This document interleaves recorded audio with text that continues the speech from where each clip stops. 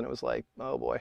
There's some pretty crazy stuff on this remaster. I was shocked. Like in the past, even Cure remasters, which are on the whole not good, they haven't like messed with the record. In this case, they've absolutely changed two of the mixes. This is not just a remaster. Wendy Time is not the same song. Like they've changed components of the mix. They haven't re-recorded anything that I can tell, but it is absolutely not the same mix that was on Wish. Like there's no way. It's so different. Um, and a lot of the changes they made are, they're not like they're not earth shattering. So, one of the things we'll get talking about it, hopefully, I mean, if anybody even shows up, I don't know if we're going to even do this, but um, we'll see. I've got the tags refreshing, so I'm trying to see when and if they start saying anything. There's a bunch of people. Oh, there's people who got the, oh wow, someone just posted that they got the picture disc. So in the long history of awful Cure paraphernalia, um, the the picture disc thing is, oh man, not for me. I don't understand why they've been doing this, but every album's just been the album cover on, awful thick picture disc, and this is no different. I mean, at least it's not literally just a copy of the the album. It's the seashell bit. It's got, it looks like a pretty hot, darker, rich blue. That lends itself to splatter vinyl and kind of, current approaches to vinyl picture disc. So it could be okay. Is it going to sound very good? No. I mean, I would much rather still have the original vinyl than any of this. But one of the things, actually, while we're waiting, before I start the music, something to note that's really strange about this: the name of the album is printed on 3 sides of Wish. So this has been bootlegged because it goes for so much stupid money on Discogs. So if you're ever looking for this and you think you may have a real copy, you've got to make sure that you check that it's printed on all 3 sides of the spine. That's the dead giveaway. And then also, you really do unfortunately need to look at the runoff. And make sure that, in Europe especially, it had this. So if you don't have the insert, with the catalog ad, that's suspicious. But yeah, I mean, people will go to the trouble of making really good bootlegs of records like this because they have been selling for such dumb money. I ordered the deluxe edition of this. I'm pretty excited about it. I think it's going to be great. And I think it's going to be substantially different, which you can already tell off the streaming that came out today, how different this mix is. It's really, I wouldn't say destructive, but it's hugely different. Like if you go back to Disintegration, they did what they do for most remasters. They just cranked it. They just made it hotter, and they didn't brick wall it that bad, but Disintegration is essentially just a lot hotter on the remaster. And then if you get the deluxe edition, you get the completely ruined version of Entreat, where Robert Smith has done this thing that he's been doing to all of the Cure's material, which is taking all of the effects off of the drums. And I don't understand why he keeps doing this. Like it ruined Entreat. There's nothing wrong with like period reverb on Boris's drums in Entreat. It makes it sound more like a live recording, even if it is theoretically artificial, right? What I find is that this change he keeps making, his ears, I don't know what it is, but you go even to like the mixed up deluxe edition with his disc of remixes, he just won't put any effects on drums. So what happens here, he doesn't do this, there's no change necessarily to the masters of Wish, but on the bonus discs, you've already got examples of this. So he does remix the Big Hand and he ruins it versus the original version of the Big Hand that was at the end of Picture Show, which has tasteful like 1990, 1991 reverb on the drums. Now it sounds, my joke on Twitter is it sounds like a paper towel. Like it's so dry and it's so dead and so flat, it doesn't sound good. Yeah, give the drums to Robin Guthrie. Give everything to Robin Guthrie, right? He mean, you know, he did that Hatchie record. He did a great job with that, you know, giving her a new version of Chapter House's Pearl. But you know, it's weird. Remastering is a dark art. And so the other thing he does on the second disc of this is he presents and I again, the marketing of these things, the changes and stuff, um, I don't know what they're doing, but there is a new mix of From the Edge of the Deep Green Sea on disc 2. And it's exactly this modern, flat, no effects drum thing that Robert Smith does to everything now. And it sounds awful. And all you hear is his vocals are turned up to 11 and the drums are turned up to 11 and there's nothing else there. So I don't know. Is this worth it? If I compare this, you know, and I'm wondering what's going to happen too, if he's going to reissue, remaster, show in Paris, or just a huge set of Wish live performances, because they professionally recorded and filmed so many dates on the Wish tour.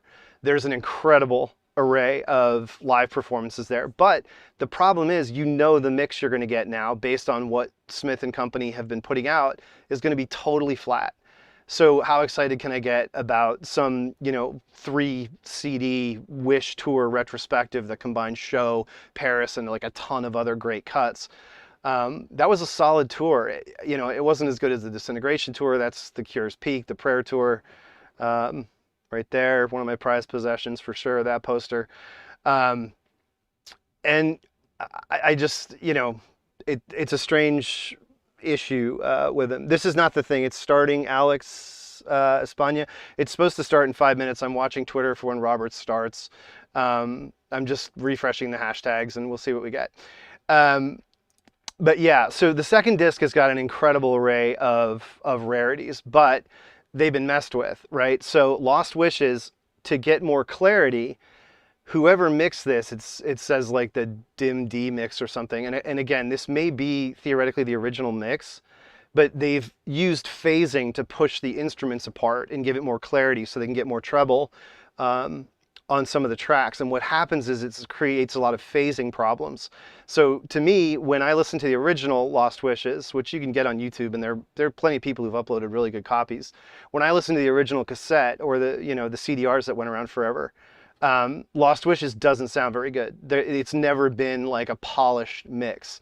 It's very much like a demo mix, but that's fine. It's better than like a 4-track.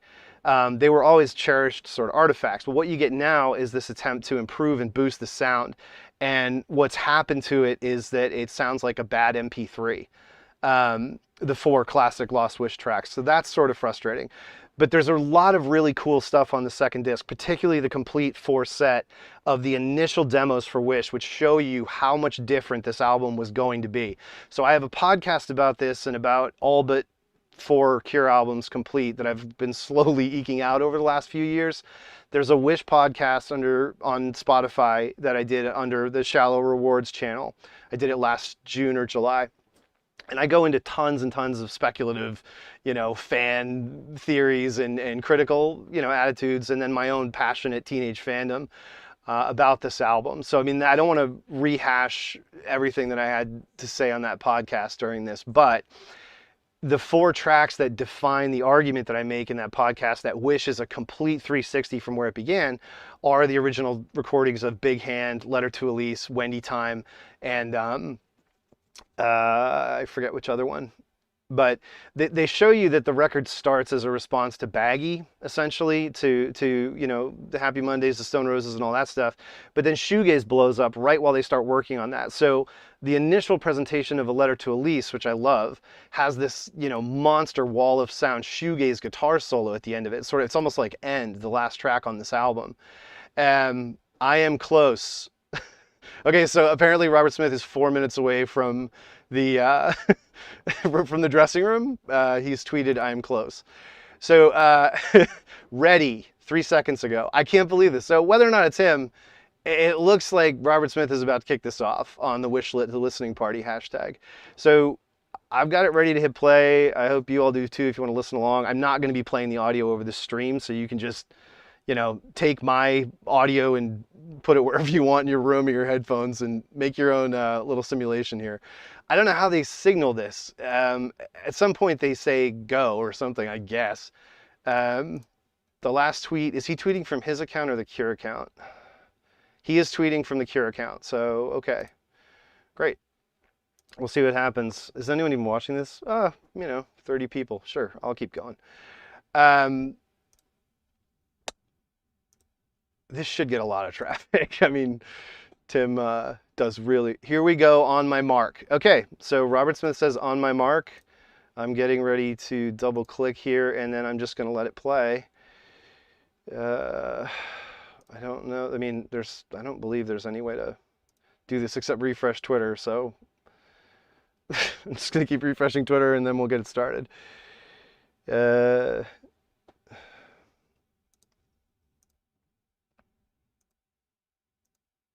then I'll just talk about this album. But I think, predominantly I want to talk about the remaster itself. Because, as I say, there is a podcast I'll link under the stream. 3, 2, 1, go. All right, double click on open now. There it goes. So, open. I don't get too deep into analysis in the podcast about these songs. On the remaster, open is just as muddy as on the original article. The hi-hats sound like Dolby C is on. It's the strangest thing. Like, it is so annoying, and it's still there. So they're just shimmying. It's like this, like they come in and out of the mix because of the gate on them. And the strangest thing about it is there's already a better mix of this song, and we'd already heard it when the album came out, which is on the high slipcase. The fixed mix of Open is fantastic. And it's like, if you look at the B-sides, again, this is all in the podcast, you look at this Twilight Garden and Play, you look at the single mix, the superior single mix of High, and all of this stuff sounds phenomenal. Why? Because real producers are doing it. What happened with Wish, and again, whatever, the problem with Wish is that the Cure second-guessed themselves. They had a ton of this material finished and in the can, and they just completely turned their backs on it. It was flat, and they did it. They were right to do it. The album was flat. It was mid-tempo rubbish. Wendy Time just went nowhere for like 6 minutes. A Letter to Elise was just like a kind of bland halftime stomp. And, The Big Hand was kind of a mediocre song. Frank, I love it. It's beautiful. Beautiful atmospherics. It's a great song. But if you're talking about like The Cure, who've just become one of the biggest bands in the world, it's just not good enough. So they knew this. This album was a struggle. And the explosion of shoegaze really helped. This lit the fire under them and under Robert conceptually to change what they were doing and essentially to change Wish. Recording the Wish demos began in November 1990 at Live House in Cornwall with Steve Whitfield. Session produced 4 songs, A Letter to Elise, Wendy Time, The Big Hand, and Cut. So that's the first tweet. That's what, I was just saying, essentially. And so the problem there, again, if you listen to Cut, and these are all included on the second disc of this, Cut is, absolutely flat, mid-tempo, goes nowhere, and is awful. Frankly, it's just really tedious. And that's something he wanted to change. So, he did. They went back in the studio. They started getting together responses to shoegaze. And it was an important thing for them to do. It was the right decision. They really needed to come up with something more vibrant. They were really stuck. So, the band isn't doing well, right? The rest of the band has forced Robert Smith to kick Lowell Tolhurst out. He had a serious problem with alcohol going back to 1986. It really got bad during the recording of Kiss Me, Kiss Me, Kiss Me in Miraval in France. And Lowell is really open about this in his book, which is called Cured. And he has a new book coming out soon called Gothic that is supposed to be way more technical. So I think what happened is he read Peter Hook's Substance and he realized like, oh, people actually respond to this technical stuff. And so I'm really excited to see that because his first book there, Cured, A Tale of Two Imaginary Boys, it was, it's very personal. And that's great for super fans of The Cure and for the history of The Cure. But he's very guarded. He doesn't talk a lot about The Cure, and he says openly, like, I know where the bodies are buried and they're not in here. He doesn't air any dirty laundry, and no one from The Cure camp ever airs dirty laundry, Robert won't stand for it. He's always been about protecting the image and the sort of classic distance of The Cure and himself conceptually. And when the band members do things like freak out on Twitter and say, I quit and I'm tired of the betrayal and all this other stuff, he gets pissed. He got pissed at Roger O'Donnell because he published diaries describing the recording of Disintegration on the internet back in like 1999. He's very concerned about the legacy, and he has every right to be. So, no harm, no foul on that. But it's, it was a difficult time. This record comes out of a lot more struggle than is apparent because it was so successful. It has probably their most enduring pop hit, arguably, in Friday I'm in Love. It has multiple fan favorites. Doing the Unstuck is such a great, crossover bridge song for Cure fans and then people who maybe haven't heard them, who'd be excited by it. And then, of course, you have like From the Edge of the Deep Green Sea, one of the most signature Cure operas like ever. It's, if you listen to it at a remove and you understand sort of the history of it, it's interesting going through the different things that caused Wish to end up the way it did. And with Open here, it's pretty evident the pressure that shoegaze was putting on Robert Smith and The Cure to update their sound. Disintegration, had been something of it's a very monolithic album. It's an album that's still of the 80s, and in many ways it caps and ends the 80s in sort of taking everything that had been going on in alternative, English music, rock music, that came and grew out of goth as a reaction to punk, because punk burns out. And it perfected it in so many ways, and it perfected his voice, kind of what he had to say as a person, as a growing celebrity. It's just a phenomenal work. It's untouchable. And, that's sort of the hard part about Wish, is it's following an album that almost can't be followed. But Open, is a great way to open it. Incredible guitar work. It's just the fixed mix is so much better. Boris is totally drowned out in the album mix. The drums are just a mess. There's too much gating, and it really just it doesn't work relative to the mix that's already out there, again, for everybody who would have been excited to buy this album.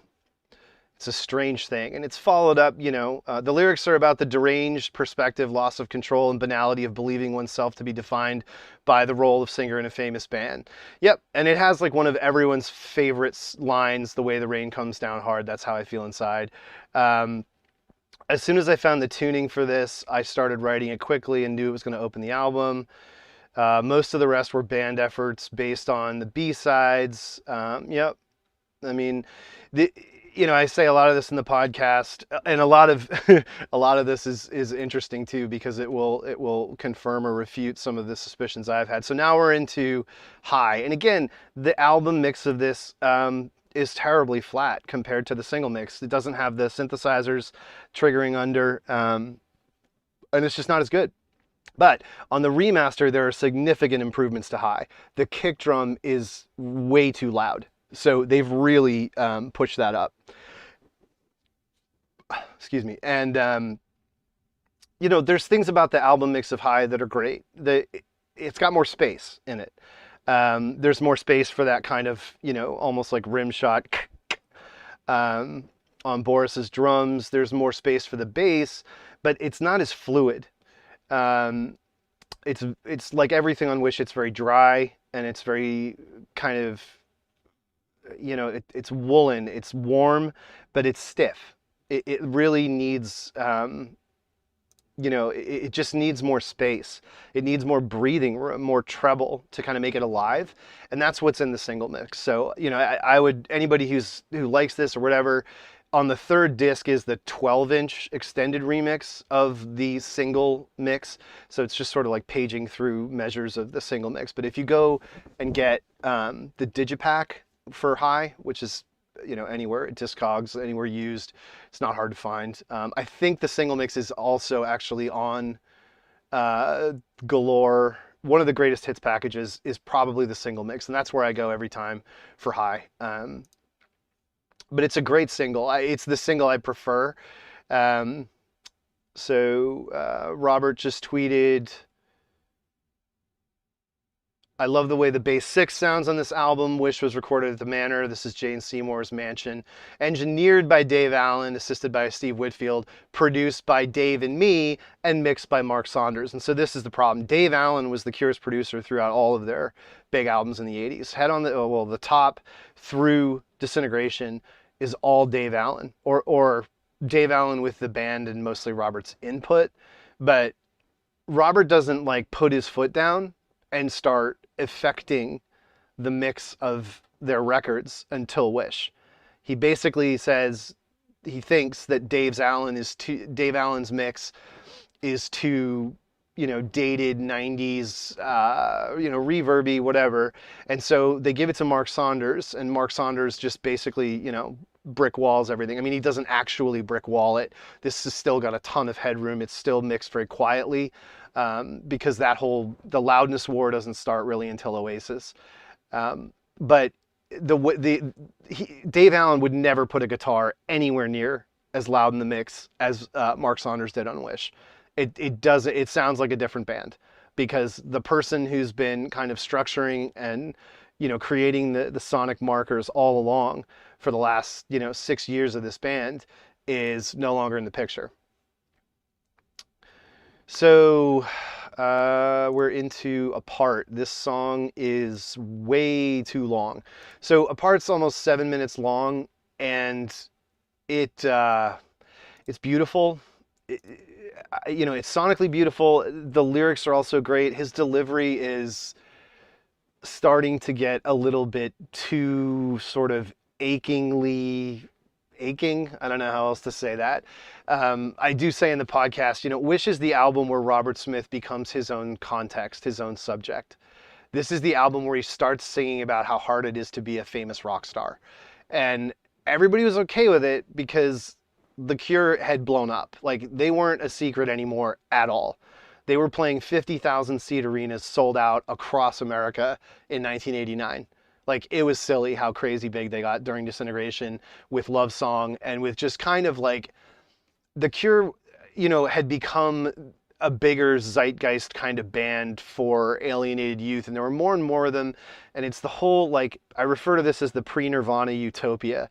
Like 87 to 92, you have so many important things happen, from Jane's Addiction, The Cure's Kiss Me, Kiss Me, Kiss Me, Just Like Heaven was a big hit. And Disintegration, and at the same time, Depeche Mode's Violator. The maturation of all of these huge English bands. New Order's Substance is another record that just exploded during this time.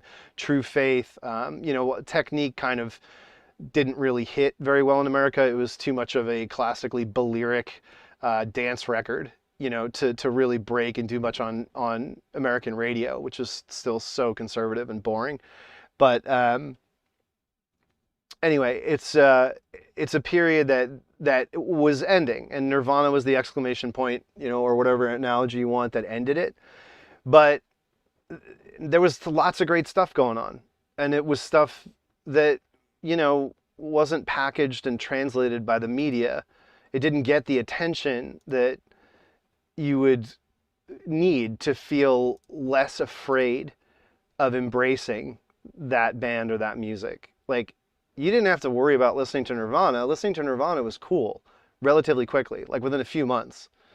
Listening to The Cure, you still got some stick.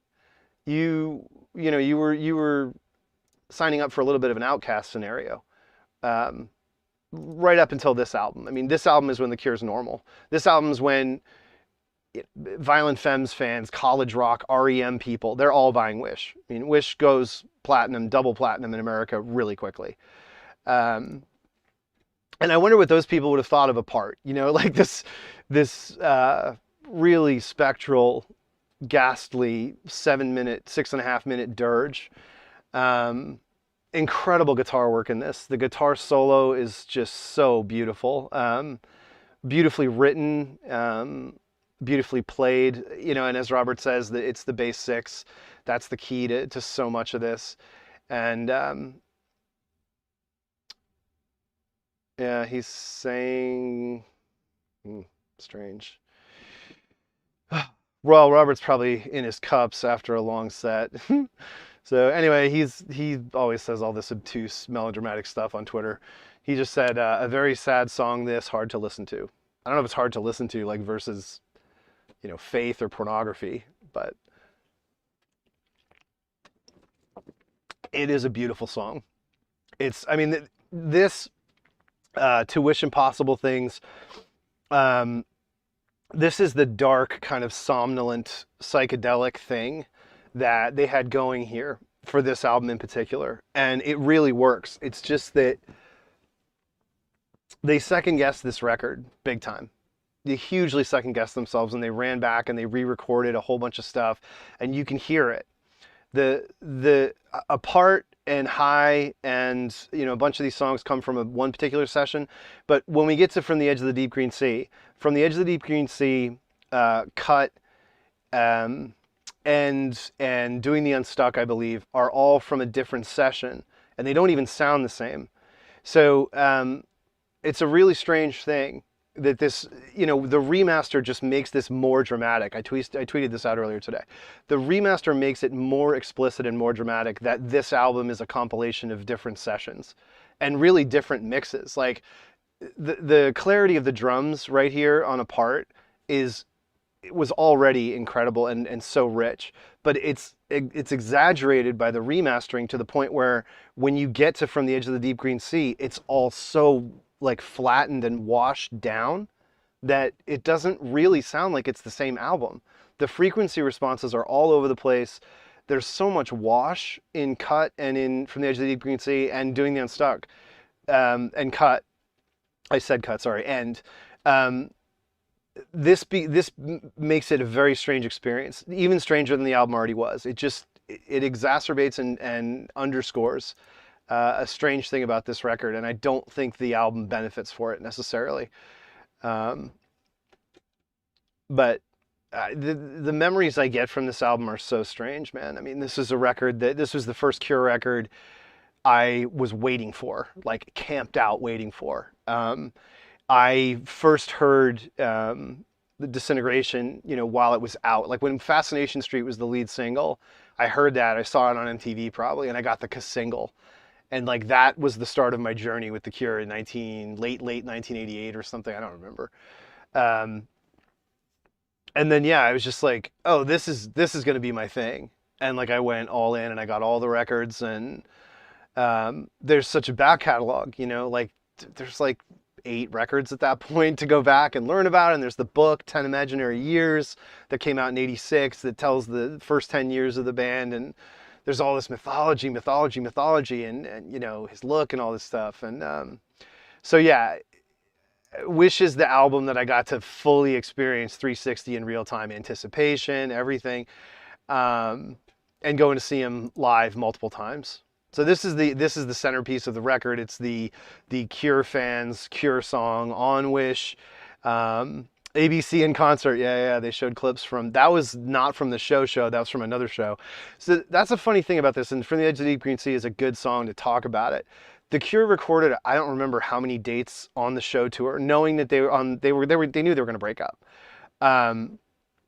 And they had a full English film crew using English PAL cameras and English power supplies. It was so incredibly expensive and impractical. And it created just nightmarish logistics problems, and it was just it was nuts.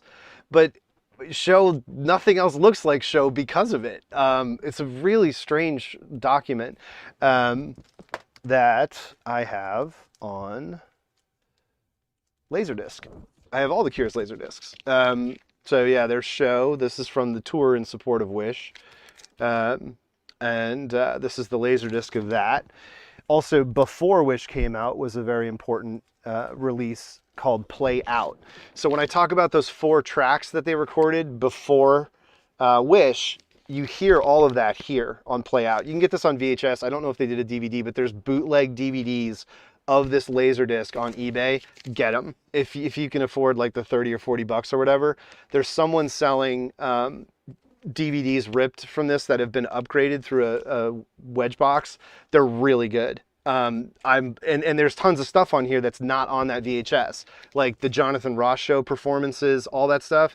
It's not on here. It's only on here. It's not on the VHS that came out in America. It was shortened.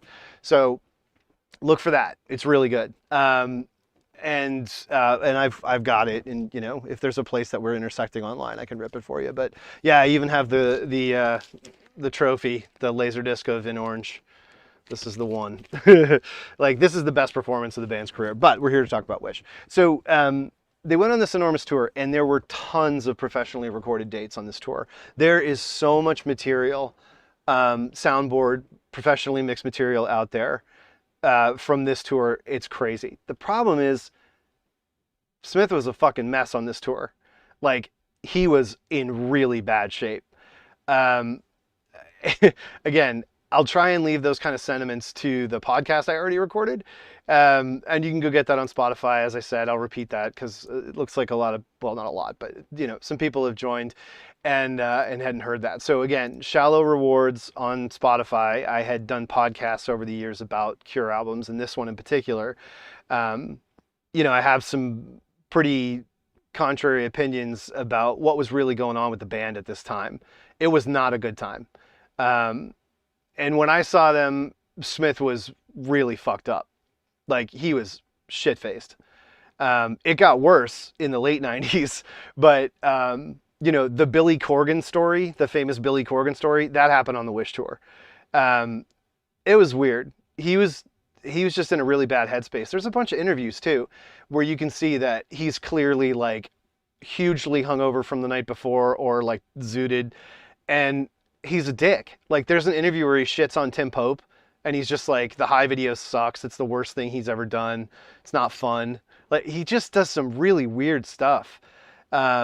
He's nasty to people. And like, this is sort of the start of him really, you know, struggling and turning on and turning over this whole thing. Because he's become U2. He's become proper famous. And, you know, he doesn't like or believe in it or whatever, but he's still like rich, and the band is still selling millions and millions of albums and writing huge hits. Like, he struggled. He's a sensitive person with a bunch of opinions about, like, academic opinions about pop music, and having all of a sudden a place in it, it was a struggle for him. You know, he was already starting to have trouble, like, aging. A song about a very psychedelic trip. I'm not sure it ever ended. Yeah, so if you're not aware of this, Robert Smith was a massive acid head. He had stopped doing it after '83, the glove stuff, because he was really effed up. But during the Prayer tour and the Disintegration tour, he got way back into acid, like huge. And then he got big into ecstasy. And Wish is totally about him, like, just being out of control, partying all the fucking time with XFM, with, you know, Sean Hughes, the BBC celebrities. Like, Smith was, they won the Brit in 1990. I mean, this band was as big as you could get as a band, you know, not as a pop, dance pop thing. He appeared on Top of the Pops, Jukebox Jury with EMF, and they played unbelievable. And Robert was like, well, you know, this is a nice pop ditty. It remains to be seen if they do something else. And then there was the journo on it, I think, who was like, hey, you know, why do they need to do anything else? Like, why do you got to treat everything like it's this great grand scheme or whatever? And he's totally right. And then they bring EMF out. They walk out behind Robert Smith. It's the most awkward thing. Like, it's on YouTube like everything else. And so are those interviews I talked about where he's like just being kind of a prick. And, you know, the other thing, too, while we're on the subject of live and touring and the trouble they were in, Simon totally fell apart on this tour. Bad. He had to be replaced by another bassist for the European leg at the end of the show, at the end of the Wish tour. He was that bad. They called it Plurzy. Yeah. It's tough, man. You know, these guys all grew up together. They've known each other since they were kids. The psychology of being in this band, particularly for Simon and Robert, man, it's messed up. It's just messed up, and it's messed them up at various points. If you don't know, Lowell Tolhurst has a podcast with Budgie, the drummer from Susie and the Banshees, the Creatures, the Slits. Him and Lowell do a podcast called Curious Creatures. They've been doing it for quite a while. It's excellent. I make it a point of listening to every episode. They had Martin Atkins on recently. So good. And they've told some really great stories. But when I talked about the whole dirty laundry thing, Robert doesn't like stuff getting out. Yeah, there's totally a gate on where they go. It's not tawdry. It's very light. It's very positive. And listen, these guys are both sober too. So they're working on their sobriety. I don't want to be sarcastic about that. That's real shit. Lowell and Budgie are in a different place. They have a different way of dealing with that stuff. And their podcast is very, very straight and narrow because of it. And you just have to respect and accept that. If you want all that dirt and all that crap, listen to my podcast, because whether I'm right or wrong, I say it. Remorse, my finest Jimi Hendrix wannabe. So this is the nightmare. They changed this song. It's crazy how much louder he made the vocals on Wendy Time. So he's comparing this to a Jimi Hendrix joke. Wendy Time is just like dressing up. It's one of the most stubborn things Robert Smith has ever done. He will not let this song go. He keeps shoving it in everyone's face, and it's just like, it never worked. It was never there. You never had it. It's not a good song. It doesn't touch me at all, bridge, or, whatever you want to call it. It's sort of a pre-chorus. It is the chorus. I don't know. It doesn't touch me at all part is nice. The sort of, I don't know if it's a Jaguar synthesizer, the old Fender, like Stereolab style synthesizer that's in it. Not synthesizer, organ, excuse me. Just weird, man. It's just a weird, bad mid-tempo song that was never any good. And they made it as good as it could possibly be on Wish. They absolutely did. They sped it up. They gave it more swing.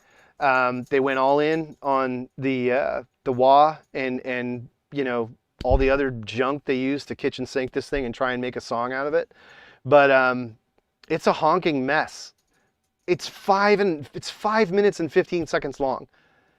This is like a Japanese Whispers dream single ditty at best.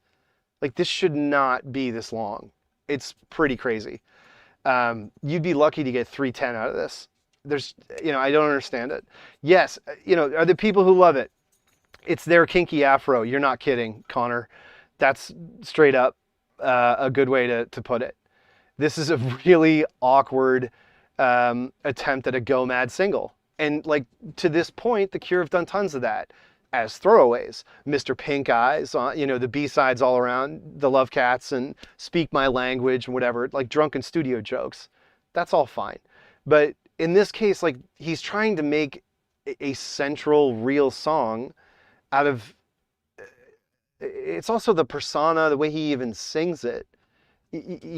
All of a sudden, okay, he's trying to open up and let open the curtains and let some air in after Disintegration. Because Disintegration is just, absolutely a brutal, monolithic album in terms of the content, in terms of, everything. So, Wish wants more light and shade, right? Let's rock out a bit. Well, they did that with Never Enough. I don't know they needed to do a whole album of corrective, variety. It is what it is. I don't know how else to put it. Wendy Time is just a weird one.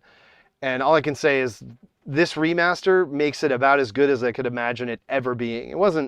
It is surprisingly different from the original mix, but it is a different mix. Let's see if he talks about it. One of the early demos sped up and wad down. Yeah, okay. Another song about the world, the weird and wonderful Wish world. I still find it strange that complete strangers can start talking to me as if they have known me for years. Yep. Making this album, I used to get going around 4 p.m, go to the pub, come back, go for it. Okay, yeah, wow, must be nice. Yeah, it's strange. It's it's just a song that it doesn't work. Just flat out, it doesn't work. And it's funny that it's paired with Doing the Unstuck, right? Because this is their monster, floodlights to the sky, beaming, shit-eating grin, let's go crazy, forget everything, forget your troubles, throw the suitcase out the window song coming up. And Wendy Time is like this sort of shade of it, where he's trying to get that out there and to represent that, that I'm not doom and gloom, I'm going to shake it up, etc., etc.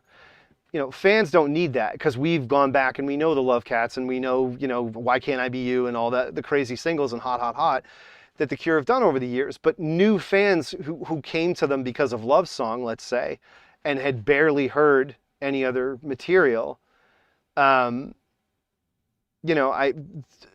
Time is, I don't know what it's supposed to be. I mean, to me, the best example of them shaking up their sound probably ever, would be Harold and Joe, the B-side to Never Enough. That's all they ever needed to say in terms of touching on other genres and baggy and Eurodance and all that stuff. Harold and Joe is a monster, awesome curio in their catalog.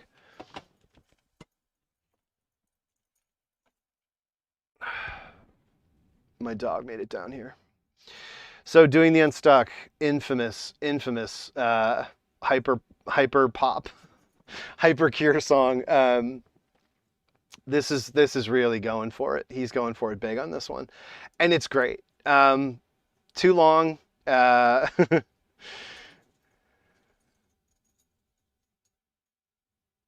Pearl would add their thing, then I would sing. Boris would add final bits of weird stuff. Blah blah blah.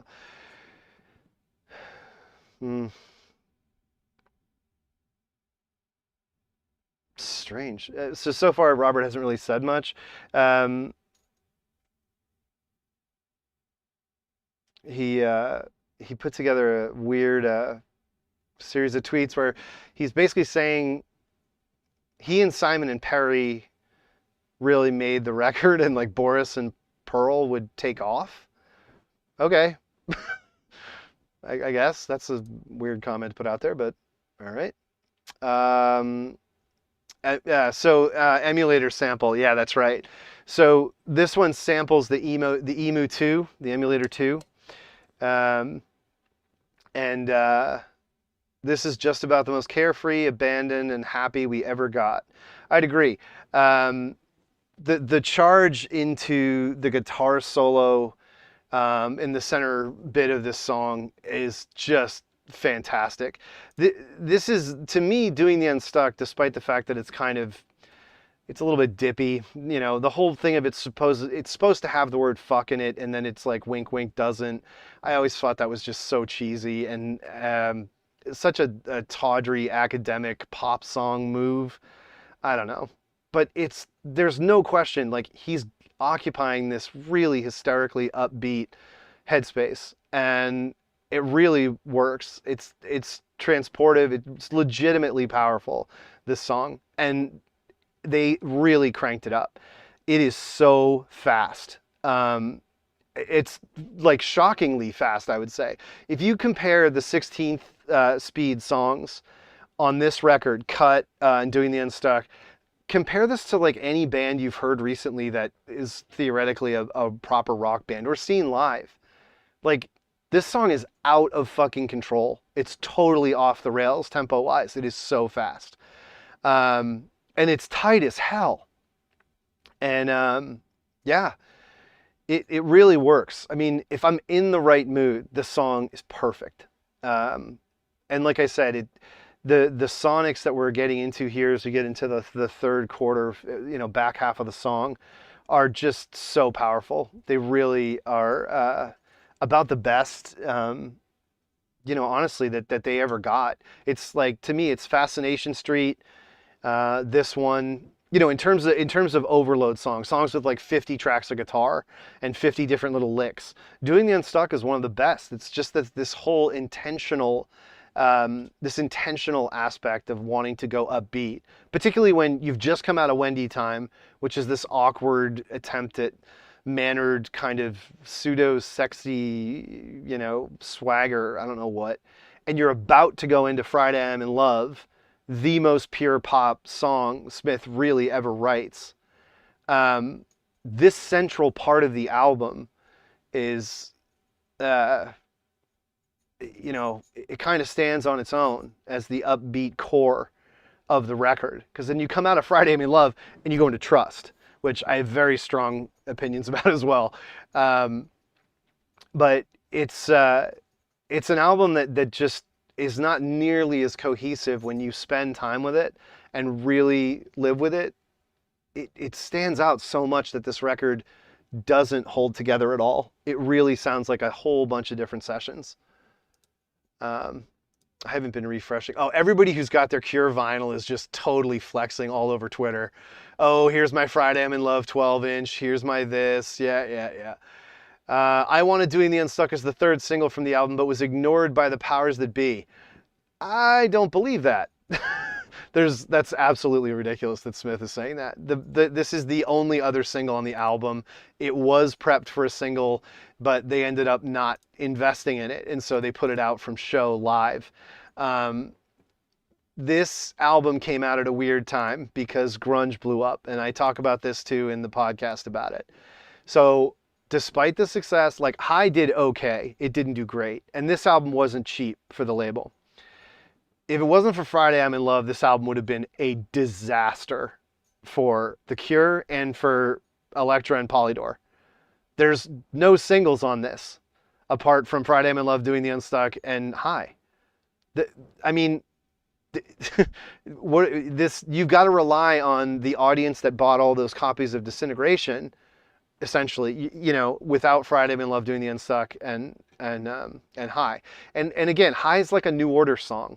It's not like a big hit in the way that Friday I'm in Love becomes. And so, you didn't have to be a genius to look at this record from a record industry standpoint, knowing how expensive it was to make an album work. There's a lot of payola, and I don't necessarily mean directly paying radio stations to play the songs. I mean just the literal investment in promoting and marketing an album is a form of payola, and it ain't cheap. And The Cure's tour wasn't cheap. Recording this album wasn't cheap. And 2 million copies, that's like break-even stakes for a major label on a huge investment at this time. I mean, Def Leppard had sold, theoretically, it's fake, but they had sold probably legitimately 10 million copies of Hysteria. Theoretically, marketing, they say they sold 17 million. That's bullshit. But 2 million is par for a band of this stature with this much of a machine behind them. This album was nowhere near as successful as a major record label or the record industry would need it to be. It was successful for the band, and it's a huge album, and The Cure are a huge band in the canon of alternative music, but it's all in aggregate. You're selling, a few million people 10 records, so that's 30 million albums you've sold lifetime. That's not 30 million people buying one album. It's a totally different equation. They're a catalog band. They have an enormous audience, but that audience's loyalty is the reason The Cure have been a profit center, not their hits. They're not that kind of band. They never have been. We didn't play this live for a long time. I thought it was too happy, but now it's become a wonderful moment in the show. We played it tonight in Amsterdam. I remember feeling happy after the first take and seeing everyone waving at me through the glass. I wrote the words on the way to the studio. It was so much easier then. It took my...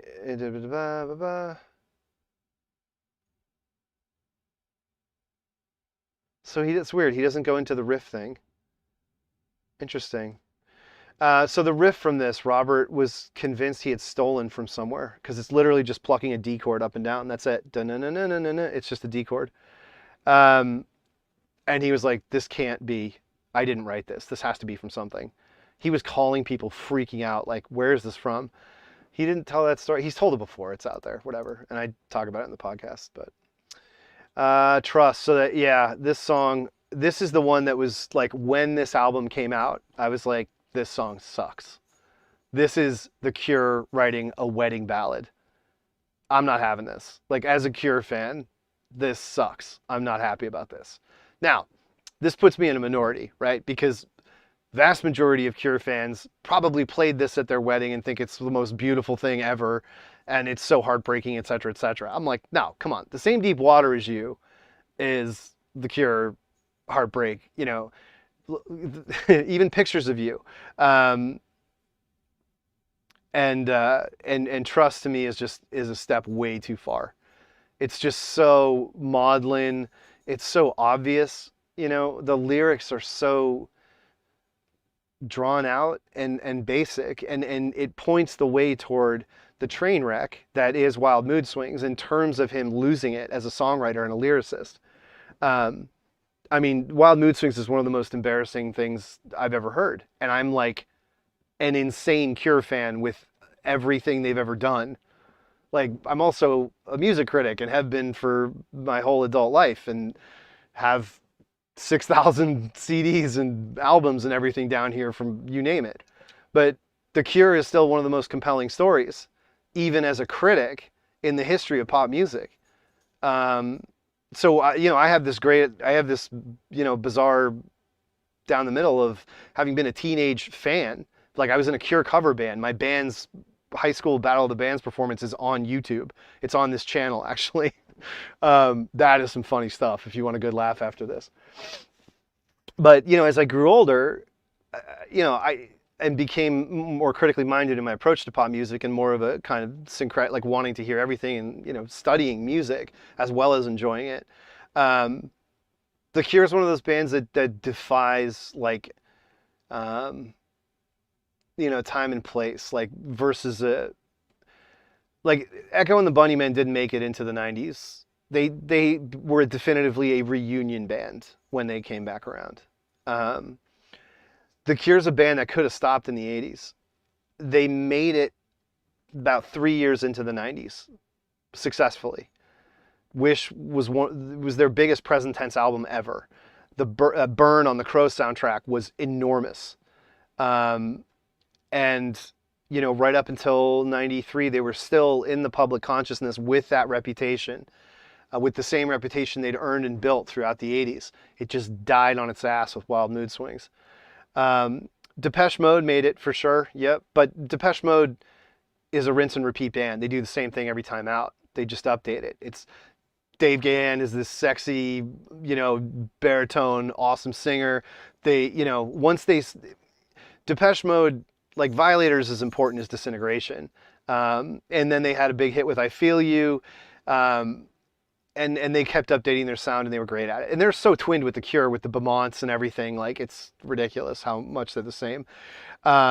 Killing Joke, yeah, I love what's it called? Pandemonium or whatever, with Jaina on it. That was a great single. Yeah, Killing Joke's big goth record in 94, 95. That was a good one. But they had totally been flatlined up until that. That was like a comeback record for them, I mean, in my view. Anyway, yeah, Trust. I'm just, I did tweet out, I was really surprised by how the end of this has been changed, like significantly changed. It is much more wall of sound. It's not as flat. It's got more headroom than, or less headroom rather, I would say, than the original one. And so Robert just retweeted this sentiment, and he had said it when this anniversary issue was announced. I think Trust is one of the best things we've ever done. It's played with such feeling. It's so, everybody's got their own take and their own ears and their own mind, and it's wild. Oh, someone started tweeting the liner notes. Oh man, that's nice. So someone's tweeting the liner notes from Steve Whitfield. I don't know if they're included in this or where the person who posted it got them. Out of This World, Cure fans just posted it. Interesting. So then the other song, oh, it's not on yet. Letter to Elise. Oh boy. Everyone's posting the David Lynch gif on the trail. Not a lot of activity in the chat. Now I will just listen. So yeah, Robert's having this big, zone out. He loves the song. I don't know. He loves this song. It just never did it for me. Strange. Also, Roger O'Donnell is not in the band at this point. And you talk about all the dirty laundry stuff. Roger O'Donnell just threw a snit on Twitter when somebody made some relatively positive comment about how the band sounds with having more people on stage. Roger O'Donnell was like, oh, like I need someone to help me play these songs I've been carrying for 30 years in concert. Like he got all pissed. He thought he was being slighted. This is awkward.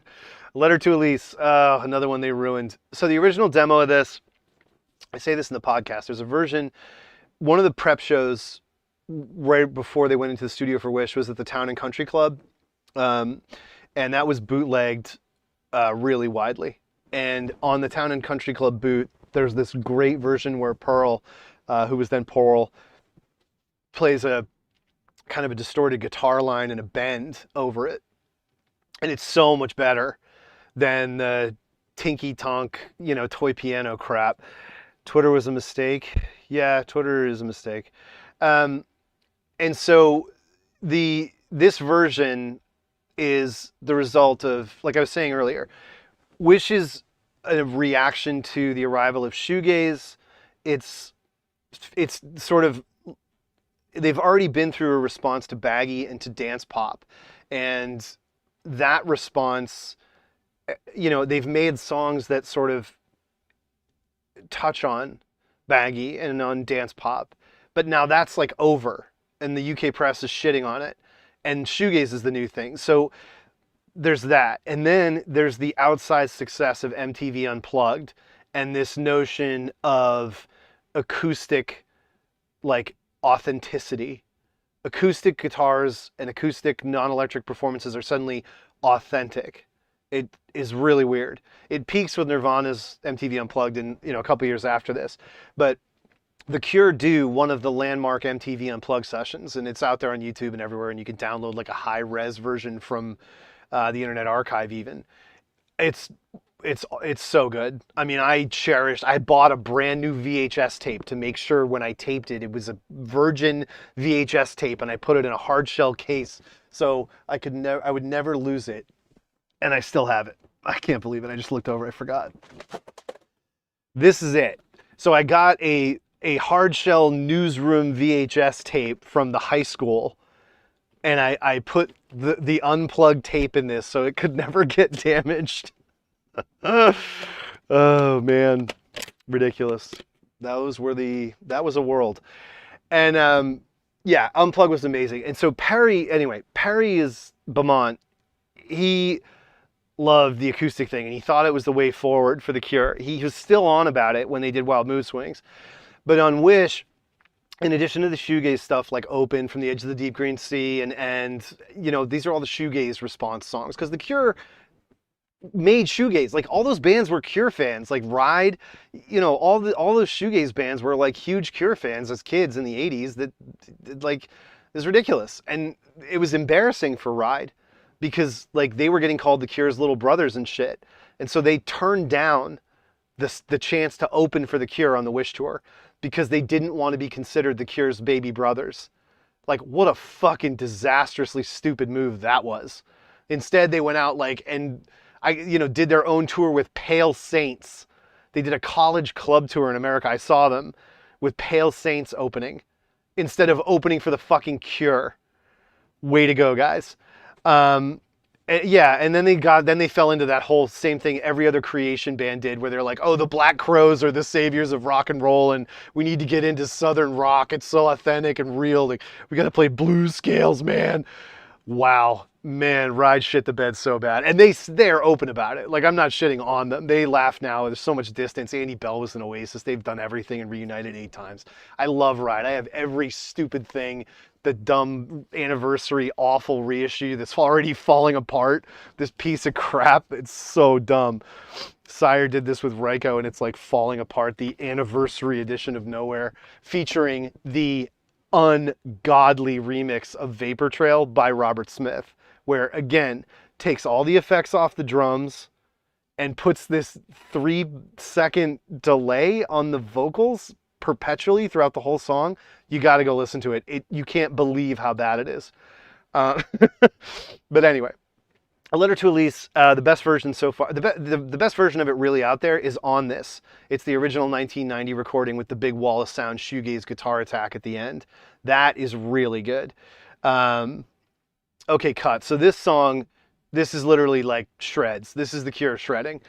I can't, Boris, I like, this album is his swan song. He absolutely shreds all over the shit. And Cut is one where it's like, it's nuts. Like, I mean, the guy is such an underrated drummer. Maybe he's not. I mean, he was in like Modern Drummer and shit, but man, Boris goes for a studio performance on Cut and End, and even From the Edge of the Deep Green Sea. It's just so crazy.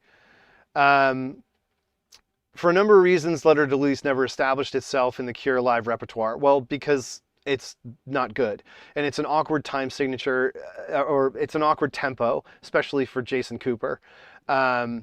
Anyway, so again, he concedes that Letter to Elise was inspired by Kafka's Letters to Felice. I had mentioned in the 17 Seconds podcast I did, 17 Seconds is all Kafka. It's all about the short stories and that shit. Like it, and Kiss Me is all Maupassant and Baudelaire and like all that stuff. Smith is obsessed with classic European short stories, vignettes. That's like his lifeblood, and it's made him, you know, able to write these wonderful little songs that are essentially tributes to them. And A Letter to Elise is, you know, heavily influenced by A Letter to Felice. It was a huge mistake to make that song a single, you know, instead of doing the Unstuck. But the label, you know, I don't understand it. It's bizarre. So Cut, this is one of the very first demos. It is another one of these bad, like it was so slow when it was being played live around those Town and Country Club gigs and the stuff that's on Play Out. You know, again, the Play Out VHS, and again, you want to get the Laserdisc, or you want to get this person on eBay who has an upgraded DVD rip of the Laserdisc. The version of Cut that they started out with was from the same sessions as The Big Hand, which plays over the end. God, this mirroring thing is killing me. Plays over the end of the Picture Show Laserdisc VHS tape. This is all the videos from Kiss Me and Disintegration, and at the end of it is this 1990 version of The Big Hand, which is the same session that Cut and Letter to Elise are from. Cut here, no, that's another Cure song. Cut on Wish is just, it's such a unbelievable like storm. It's just, it's crazy how fast it is and how tight it is and what Boris is able to get away with. I listen to it all the time, but the point I make in the podcast is, does this go anywhere the Cure hasn't gone before? Is this covering new ground versus the title track from Disintegration? Or like, you know, even like Torture on Kiss Me? Like this is the Cure's angry mode, and like they've kind of been here before. Does this do something new with it? Yeah, it does. It's the craziest, heaviest, thickest, most layered production of an angry, fast Cure song ever. They never topped it.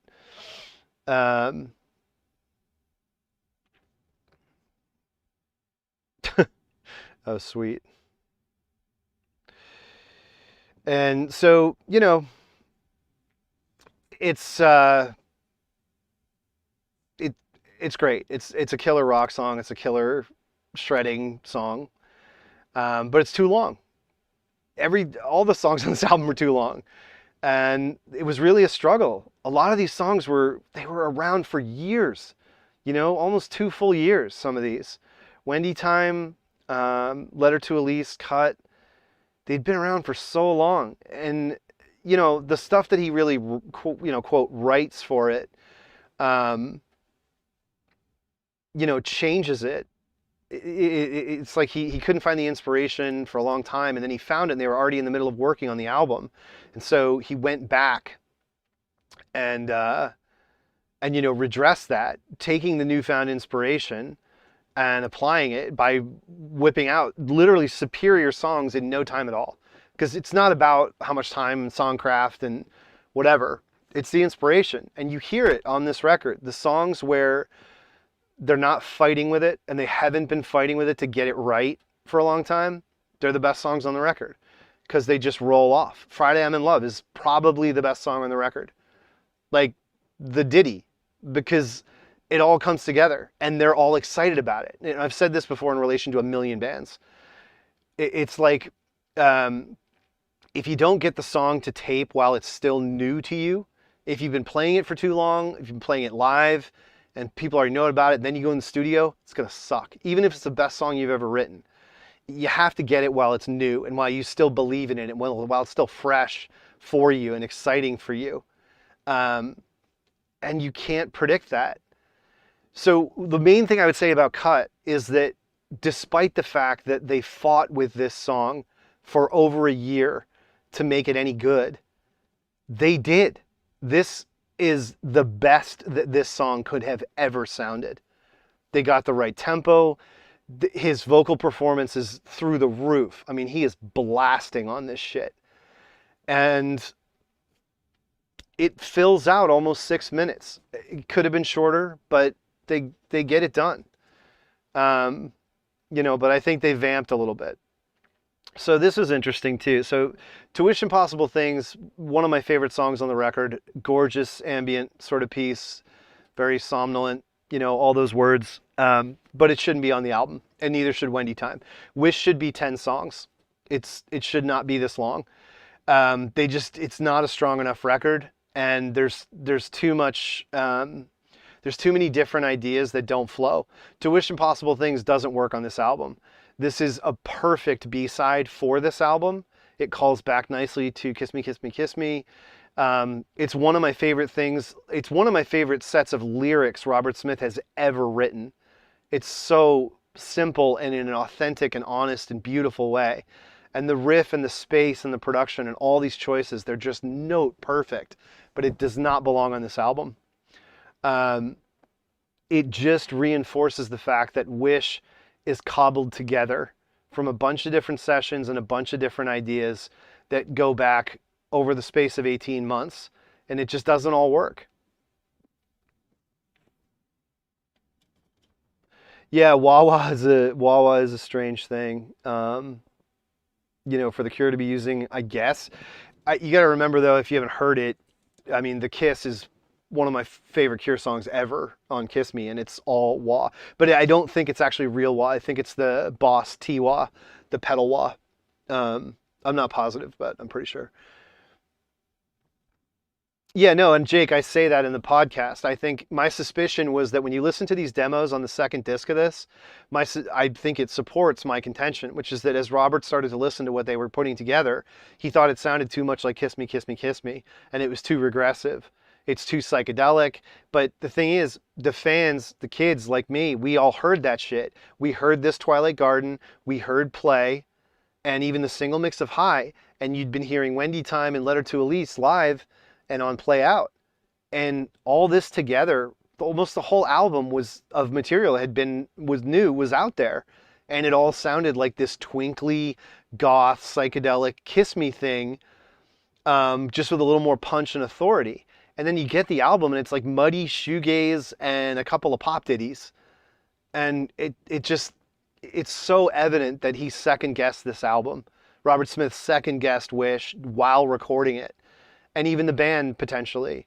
The process of recording the album was interrupted by their reaction to influences they should have been working through before they went to the studio. And this is sort of the problem that the Cure have had since Kiss Me, but it's been a blessing and a curse. They live in these manners while they're recording. They have no responsibilities. Everything they ever need in life is taken care of. They just play all the time. And the positive of that is you can come out with an album as perfect and incomparable as Kiss Me, Kiss Me, Kiss Me, or you can come out with Wish, which is not a failure by any means. But as I say, the remastering makes more clear that this album is a little bit fractured and not necessarily as cohesive as as Disintegration, certainly. To Wish Impossible Things is the title track, another gorgeous melancholic piece, my favorite song on the record, says Robert. I agree. It might be my favorite song on the record. It just doesn't belong on the record.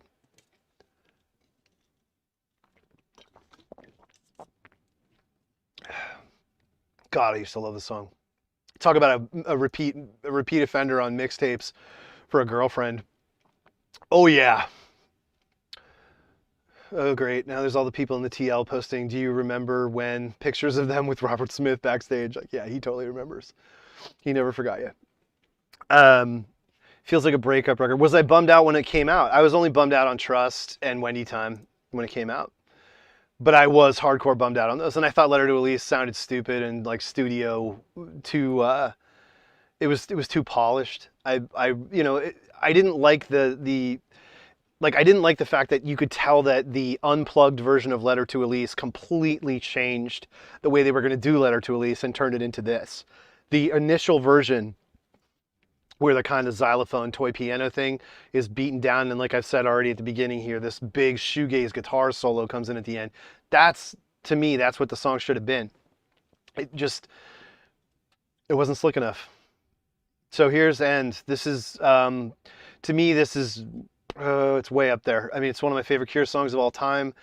I go off on the podcast about this album. Again, Shallow Rewards on Spotify. All my old podcasts are out there. This song is, there's a bunch of bootlegs of it. Just look for Town and Country Club 1991. It's been bootlegged like 50 times. The original one has a yellow cover with green writing using the mixed up font. That's the one I had on CD.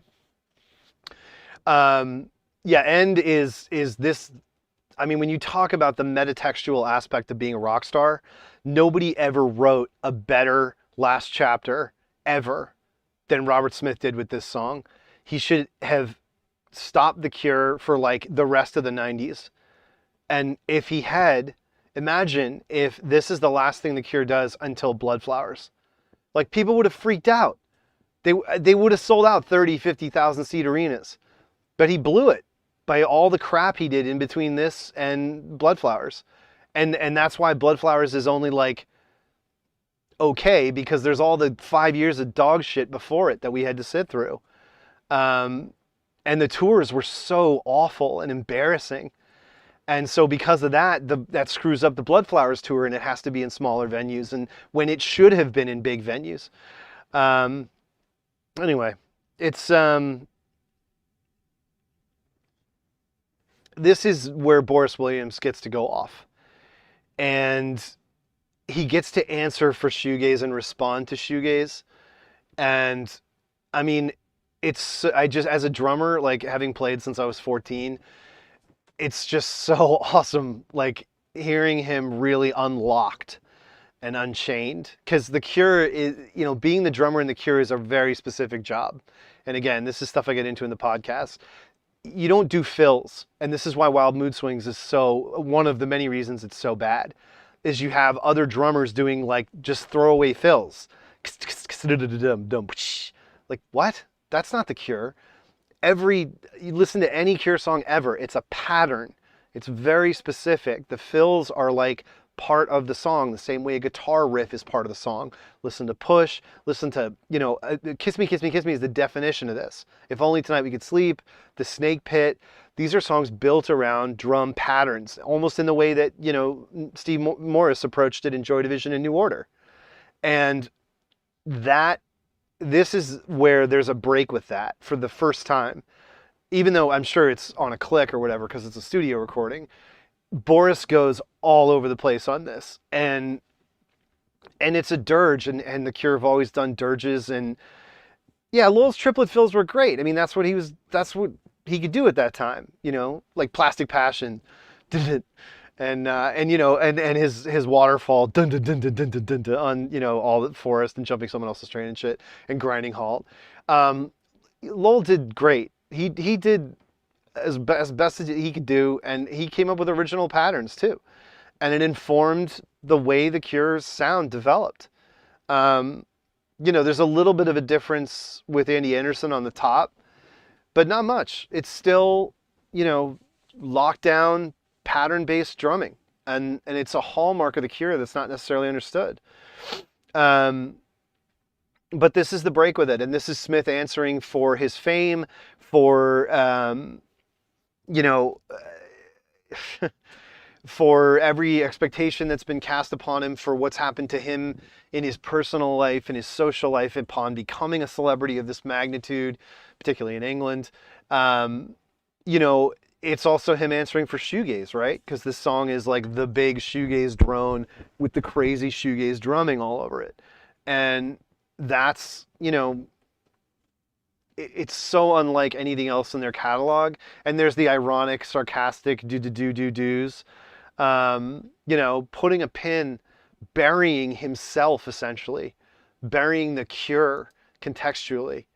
It's such a remarkable decision, and it's so well done. And I just, man, it's an academic thing. It's a music critic notion. It's silly, and it would never have happened. No one of his status or stature is going to be like, this is a perfect time to stop my band's discography and pick it up again later when I can be re-celebrated as, rock royalty. No, obviously. But in retrospect, in the rear view mirror, if you had stopped The Cure with End and with this album, and just the lawsuit with Lowell, all the problems they were going through, and just stop and get that stuff dealt with, and then just let Britpop happen. Like, why would you put a Cure album out in 1995 during the peak of Britpop?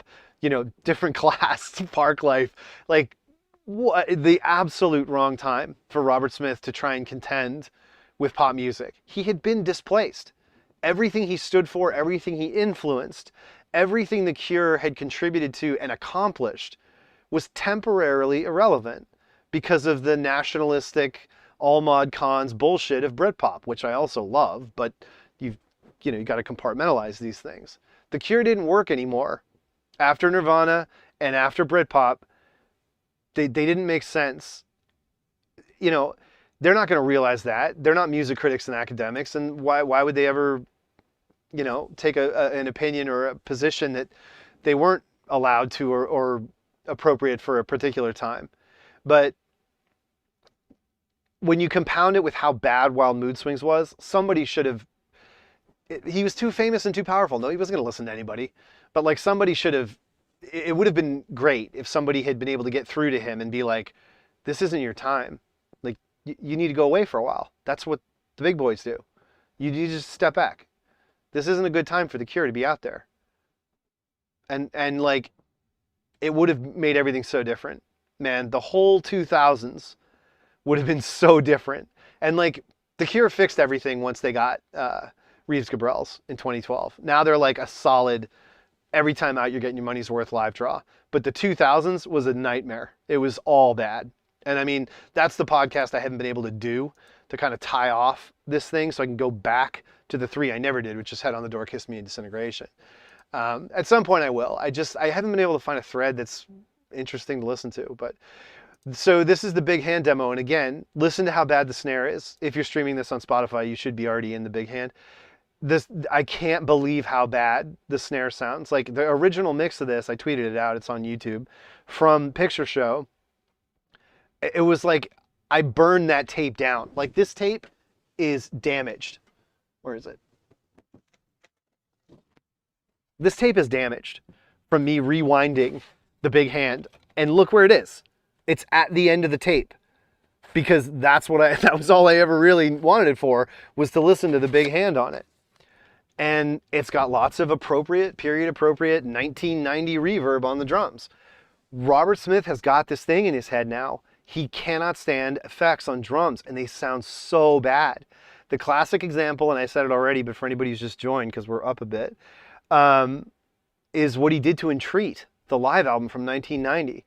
It's appallingly bad. It's included as a bonus disc on Disintegration's Deluxe Edition. And if you get the original Entreat, it's wonderful. I mean, half the songs were already out there as B-sides to the Lullaby and I think Pictures of You CD singles. Like 6 of the songs on Entreat were already released via that. Disintegration, Last Dance, and some others. They sound great. They're mixed perfectly. They sound like good live recordings. But he's just got this thing now, and it's not just live stuff, it's everything. And this mix of the Big Hand is not the original mix from 1990. It's not a remaster, it's a remix. And he's taken all of the room reflections and shapes off the snare. And it sounds awful. Like, the guitars sound great. The bass even sounds pretty close to what the original did. But it's just so bad. what he did to the drums, and he keeps doing this. He just signed off. So I guess yeah. The 2022, okay, so he says, the 2022 remaster sounds like the album I heard in the studio. Finally! Okay. Yeah, here you go. He does, this is great. Robert Smith just admitted sort of something I'd been saying that, isn't necessarily always part of the dialogue. We played some great shows on the Wish tour that followed, but the band was dissolving slowly. The end was inevitable. The only thing he doesn't say is it was dissolving because of him. Because he was a complete fucking mess.